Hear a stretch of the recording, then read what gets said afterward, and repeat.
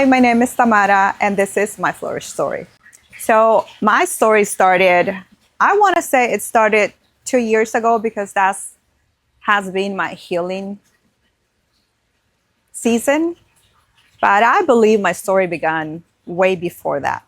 It's just that during this time is when the Lord sat me down and invited me to an opportunity to heal and grieve with Him.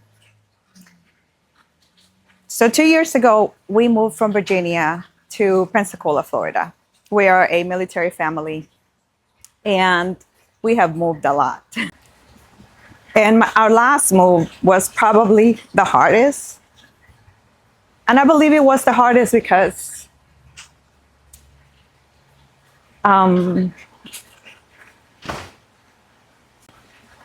it's probably when everything just, when you accumulate stuff, you suppress your emotions, you repress how you're feeling. And I think my body had enough.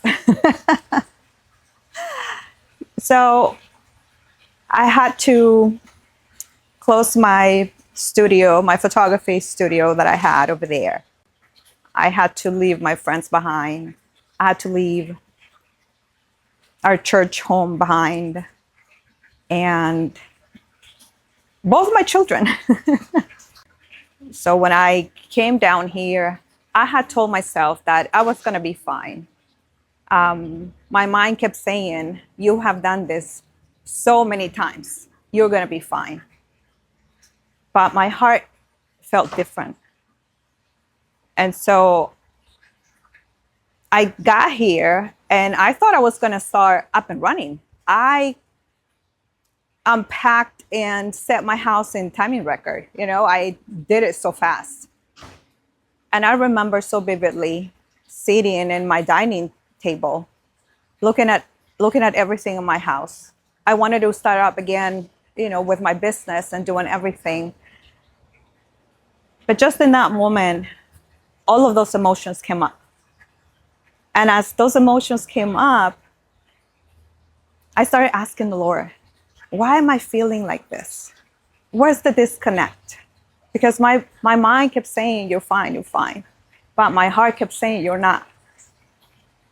And that's when He said, this is a season for you to heal, for you to grieve. So as I sat there, I said, okay, you're right. I need to heal. I need to heal from what I just lost. But He kindly said, no, you have 20 plus years of unhealed seasons. And that was a lot. So probably that's why my journey has been that long, because it's been 2 years, but I have had to heal from 20 plus years. Because I didn't even get to heal from when I moved from El Salvador to the United States. So I had to sit there with all of that. But I asked the Lord, I said, Lord, I have tried therapists before. I have tried, to heal my own before. How is this going to be different? And again, He kindly said, well, this time you're going to do it with me. And that's when my healing season started. And it felt like a desert. It felt like there was so much death in the midst. I really started to believe that I wasn't going to amount to anything, that every time I tried to do something, it had to end, that I couldn't just flourish in what I was doing, if it makes sense. That I was alone, that I didn't have that big call or big purpose that God says I have. But that's when the Lord said, no, I really need you to rewire those thoughts. I really need you to believe my promises and my truth. And that's when we started doing that exchange. And He started revealing a lot of unforgiveness. He started revealing a lot of resentment, anger, things that I haven't dealt with from past trauma. I started naming the pain, and he started exchanging that. He started telling me that the pain, I remember one day, a memory came to my head. And I was so angry. And he said, the pain isn't about what I thought it was about. He said, you're not angry, you're sad. I had been carrying wounds that haven't healed, even though I thought I had healed them. But he's been little by little peeling layers and uncovering things that have needed to heal. And in exchange, he started to give me his truth, his love, his presence. He started telling me that I am his daughter. To me, probably the biggest miracle I've seen in my life, it's been my health, because I've had the anxiety I was having was due to underlying health issues. They recently diagnosed me with an autoimmune disease. That made a lot of sense for all of the symptoms that I was experiencing. But he promised healing. He promised restoration in my health. He's promised restoration in my life, in every area of my life. And I have started to experience that. I have started to experience the restoration. I have started to experience restoration in my health. I went to the doctor recently, and the doctor was surprised that my body wasn't inflamed, that my hormone levels, everything was normal. I started seeing the restoration also in my family. One of my brothers also just came to Christ by me sharing my testimony with him. I've started to see restoration in the way I think and the way I can now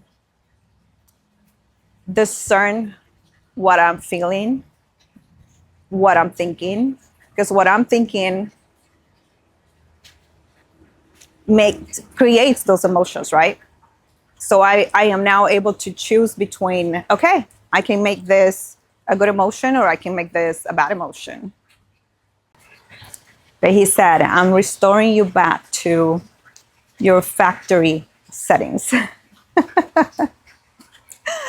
Because there's so much about kingdom settings and there's so much about world settings. So he sends us here with kingdom settings, but then the world happens, sin happens, and we kind of get viruses. So he said, you're getting restored back to kingdom settings. So I had to close my photography studio, right? So I haven't picked up my camera in 2 years. So creatively, I thought that area of my life was over. Interestingly enough, my husband decided to join the tech team at church. I was being a good wife. So I joined him. And I started serving in cameras. So the Lord still was using my gifts and my creativity in that. I picked up my camera finally after the 2 years because a friend from church asked me to take pictures for her. And we just have so much fun. That was the goal. The goal wasn't for me to be technical about it or be good at that. But the goal was for me to give her space to be her and for me to see her the way God sees her. I want you to know that if you are going through a desert season, it's probably one of the best places to be. And I would probably go back and do it all over again. It's just so worth it. I gotten so much closer to the Lord. My faith has just grown and flourished. And it's an invitation. It's truly an invitation from the Lord for him to show you just how loved you are as a daughter, but for you to also get rid of the dead things. He wants to prune those branches that aren't producing fruit so that the new fruit can show up, so that the new relationships can show up, so that the new blessings can show up. And you will produce fruit. You will flourish. Songs of thanksgiving will fill the air.